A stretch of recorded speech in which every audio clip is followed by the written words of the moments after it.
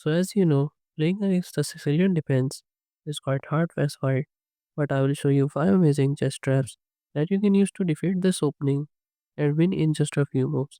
So let's get started.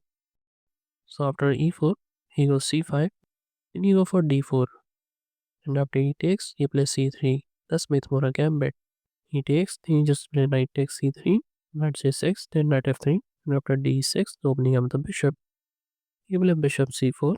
Bishop g4 is a common response here, winning the knight to the queen. But then you play bishop takes f7 check, king takes, and then knight to g5 check. Wins the bishop back. You have weakened his king, and this is better for white here. Let's move on to the next trap. After e4 c5, d4, he takes, then again you play c3, he takes, you recapture, knight c6, knight f3, and after d6, you play bishop c4, he goes knight f6. Now here you go for e5.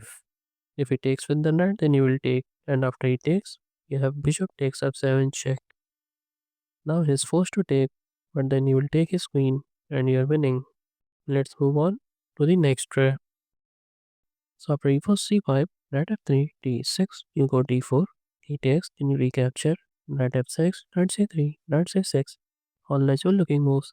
Then you play bishop c4, he goes g6, trying to gain shadow the bishop. Then you take his knight, and after he takes, you play e5, attacking the knight. Going back is a waste of a move, therefore you place knight to d7, attacking this pawn back. And then you can take, and after he takes, you can just castle here.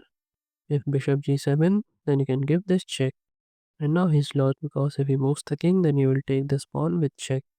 And you're winning.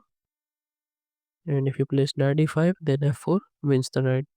Therefore, you might play bishop e7. But then you have bishop h6, preventing him from castling. And even if you try something like say whatever, you can bring your rook, putting pressure here. And this is going to be a good game for you. Let's move on to the next trap. So after e4 c5, knight f3 d6, you play c3, gallop in Sicilian, knight f6, then you play bishop e2. He can't take this pawn, otherwise queen to a4 check wins the knight. Therefore, knight c6. But then you play d4, and now it seems like he can take this pawn, and after you take, there's no check, so he catches this pawn. But then you have d5, attacking the knight. Knight b8, but then you have this check, and after he blocks, you will grab the knight, and you're winning. Let's move on to the next trap. After e4 c5, knight f3 d6, d4, he takes, you recapture, knight f6, knight c3, g6, then bishop e3, and here knight g4 is played quite often to trade the bishop for the knight. But then you have bishop b5 check. Knight to c6 is bad because you can take, and after he takes, you have this check, and you win the rook.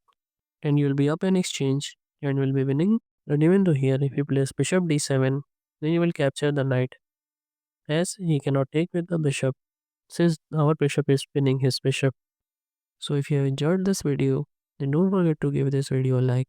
And if you don't want to miss the upcoming videos, then don't forget to subscribe.